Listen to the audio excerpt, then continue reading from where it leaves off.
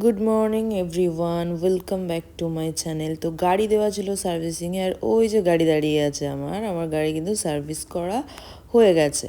গাড়ি সার্ভিসিং থেকে নিয়ে আমার বর আমাকে বলছে যে কোথায় যাবে ঘুরতে। আমি বললাম গ্লোবাল ভিলেজ। তো বলছে গ্লোবাল ভিলেজে এখন তো অনেক রোদ আর ওপেন এরিয়া, গ্লোবাল ভিলেজ যেতে হবে না, চল একটা জায়গায় নিয়ে যাই। বললে জুমেরাতে একটা মল আছে, সানসেট মল, খুব একটা বড় মল না, ছোট মল। সেখানে আমরা গেছিলাম। তো সেখানে বেসিক্যালি ওর একটা কাজেই এসছিল, ওর একটা ডক্টরের অ্যাপয়েন্টমেন্টের জন্য ও সেখানে এসছিল। ওর কিছু ডেইলি মেডিকেশন আছে, যে মেডিসিনটা শেষ হয়ে গেছে, সেই জন্য দুবাইতে ডক্টর কনসাল্ট করে ও মেডিসিন নেওয়ার প্ল্যান করছিল। তো সেই জন্যেই আমরা এখানে এসছি। মলটাতে ঢুকলাম, ফার্স্টে মলের সামনেই আমরা গাড়ি পার্কিং করে দিয়েছি, তোমাদেরকে দেখিয়ে দিলাম। মানে লাকিলি পেয়ে গেছি পার্কিংটা। তো এবার ফার্স্ট ফ্লোরে গিয়ে এই যে ডক্টরের ক্লিনিকটা, এখানে ও কথা বলছে আর আমি দাঁড়িয়ে দেখে নিচ্ছি। জুমেরা মানেই কিন্তু একটা বড়লোক ব্যাপার। তো সেটা ক্লিনিকটা দেখে কিছুটা বোঝাই যাচ্ছে।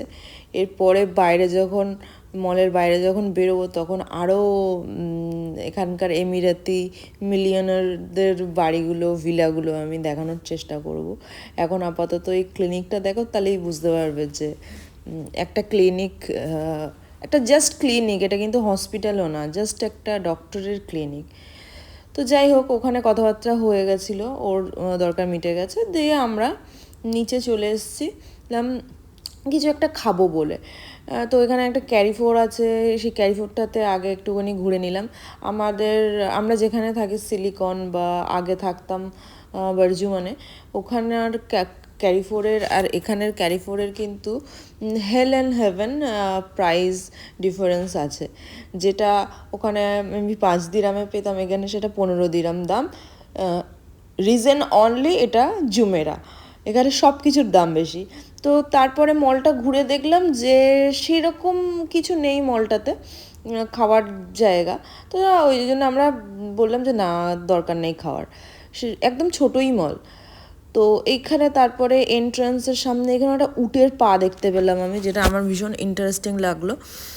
এটা উটের পায়ের মধ্যে দেখো এখানে কত রকমের ডিজাইন করা আছে। পুরো এই পাটা কিন্তু একদম মার্বেল পাথরের, তার মধ্যে ফুল টুল আঁকা আছে অনেক রকমের। আমার পায়েও মেহেন্দি দিয়ে ফুল এঁকে এখানে পাশে বসিয়ে দিলে হয়, বাট আমার পা তো এত বড় হবে না, না? যাই হোক, ও উটের পাটা অনেকক্ষণ ধরে ভালো করে দেখেছি আমি, দিয়ে উটের পায়ের সাথে সেলফি তুলেছি কয়েকটা। হ্যাঁ, এটা একটা ফার্স্ট টাইম দেখলাম, এর আগে দেখেনি। এদিকে মল থেকে বেরিয়ে দেখি এখানে একটা বাঘের মাথা। তো সেটা আরও সুন্দর ছিল, উটের পাত থেকে বাঘের মাথা, আমার বেড়ালটার মতো নীল নীল চোখ, এটা কিন্তু আরও ইন্টারেস্টিং ছিল। উটের পা আর বাঘের মাথার মধ্যে কম্পেয়ার করলে আমার বাঘের মাথা বেশি পছন্দ হয়েছে।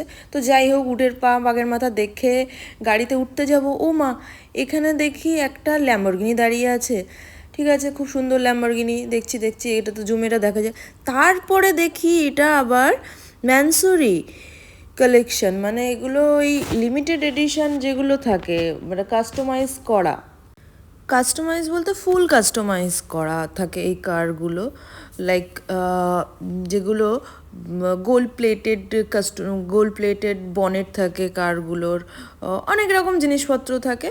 তো প্রথমে তো ল্যাম্বরগিনি কিনেছে, সেটা কিনে স্বাদ মেটেনি, সেটাকে আবার ম্যানসুরি কাস্টমাইজ করিয়েছে। তো যাই হোক, এটা ঝুমেরা বলে কথা, এগুলো দুবাইতে আছি বলেই পসিবল হচ্ছে দেখা, দেখেও ভাল লাগে।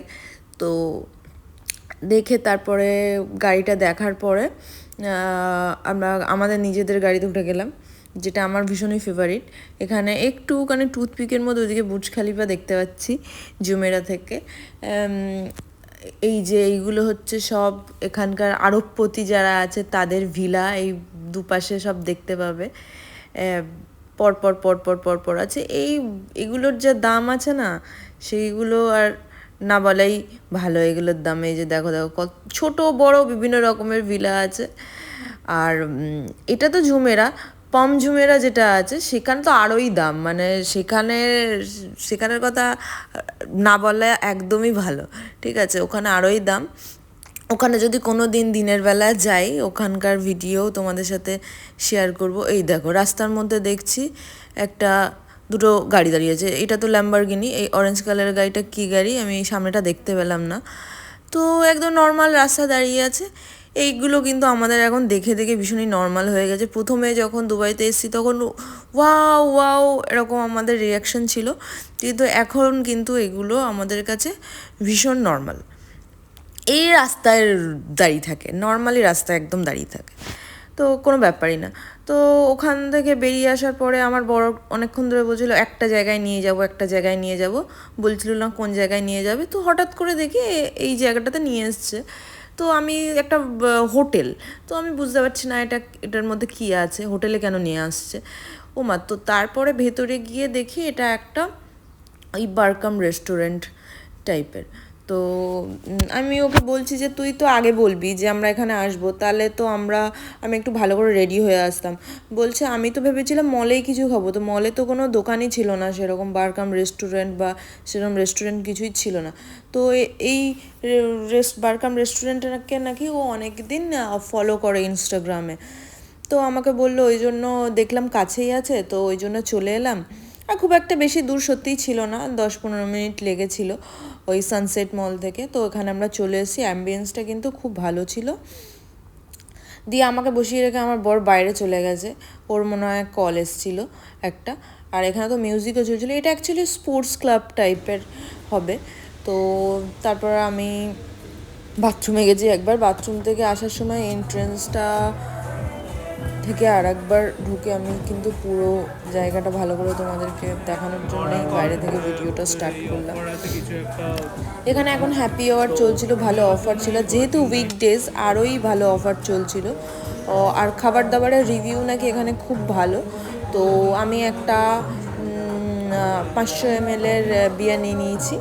অ্যান্ড আমার বর ড্রিঙ্কস করতে পারবে না, বিকজ ও তো ড্রাইভ করেছে, ইভেন ওকে ড্রাইভ করে বাড়ি ফিরতে হবে, এখানে ড্রিঙ্কস করতে পারবে না। আর দুবাইয়ের ড্রিঙ্ক অ্যান্ড ড্রাইভিং যদি হয় আর পুলিশ যদি ধরে তাহলে কী যে হবে, সেই ভয়েই আর কেউ ড্রিঙ্কস করে ড্রাইভ করে না।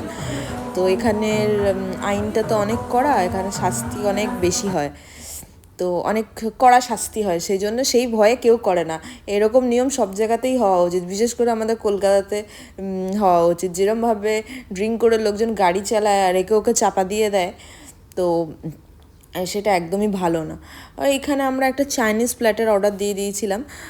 তো এত ভালো ছিল, কেন fish, chicken, potato, cheese ball, অনেক কিছু ছিল। তো আমার সবচেয়ে ভালো লেগেছে একটা চিজ বল ছিল, চিজ বলটা ভালো লেগেছে, আর একটা ফিশের চিলি ফিশ টাইপের একটা ছিল, সেটা ভালো লেগেছে। কিন্তু চিজ বলটা খেয়ে একটু গা গুলিয়েছে, কারণ চিজ বলটার মধ্যে অনেকটা চিজ ছিল। আর এইটা খেয়ে তো আমার ডায়েট ফায়েট সব মাথায় উঠে গেছে, এতদিন ধরে যে ডায়েট করেছি সব বৃথা হয়ে গেল। দিয়ে কালকে অনেক ওয়ার্কআউট করতে হবে। তো যাই হোক, আমরা ওখানে 2 ঘন্টা মতো ছিলাম। দিয়ে আমি আবার একজনের ফেসবুকে লাইভ দেখি, সেইখান থেকে সেই লাইভ দেখে দেখে আবার 3টে ড্রেস অর্ডার করেছি, পুজোতে কলকাতা যাব পরবো বলে। তো আমার আজকে মনটা একদম খুব ভালো আছে। দিয়ে আমরা গাড়িতে উঠে গেছি, এবার বাড়ি যাব। আর সন্ধে কি রাতই হয়ে গেছে, প্রায় 8:30 বাজে, দেখতেই পাচ্ছ। তো আজকের মতো ব্লগ কিন্তু এখানেই শেষ। চলো টাটা, আবার কিন্তু দেখা হবে পরের ব্লগে। Bye bye.